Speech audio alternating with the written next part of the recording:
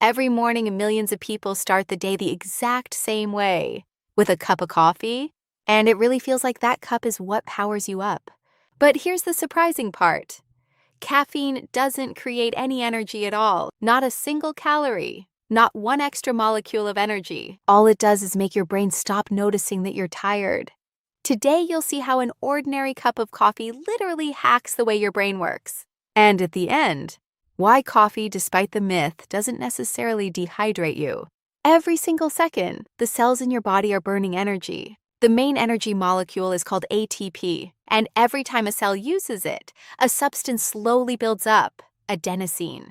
The longer you stay awake, the more adenosine piles up in your brain.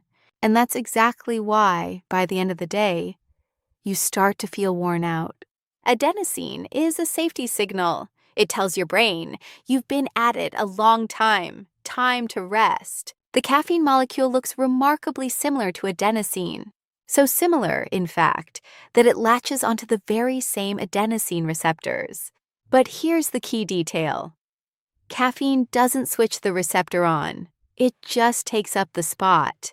Picture this. Someone has parked in your parking space. You pull up, and there's nowhere left to put your car. Same thing here. The adenosine is there, but it can't pass on its tiredness signal. You feel a rush of alertness, not because you got any energy, but because your brain has temporarily stopped seeing that you're tired. Once adenosine stops slowing your nerve cells down, they start firing more actively.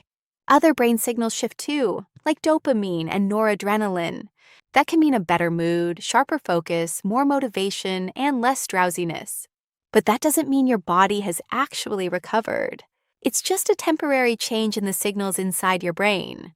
The whole time caffeine was blocking those receptors, the adenosine never went anywhere. It just kept building up, a whole crowd piling up behind the door. And the moment caffeine wears off, all that adenosine floods the receptors at once. That's why you may experience a sudden energy crash a few hours later. But your body is really good at adapting. If caffeine blocks those receptors day after day, your brain does the logical thing. It builds more adenosine receptors. So now that same old cup no longer blocks all of them. And you bump up the dose, 1 cup, then 2, then 3. Often the coffee isn't even waking you up anymore. It may simply be relieving the symptoms of caffeine withdrawal. There's this popular tip. Don't drink coffee the moment you wake up. Wait an hour, hour and a half. The idea is the cortisol is already rising in the morning, the hormone that helps you wake up. Sounds logical, but let's be honest, it's more of a hypothesis than a proven fact. There isn't much solid research yet, and some sleep experts call the advice overblown.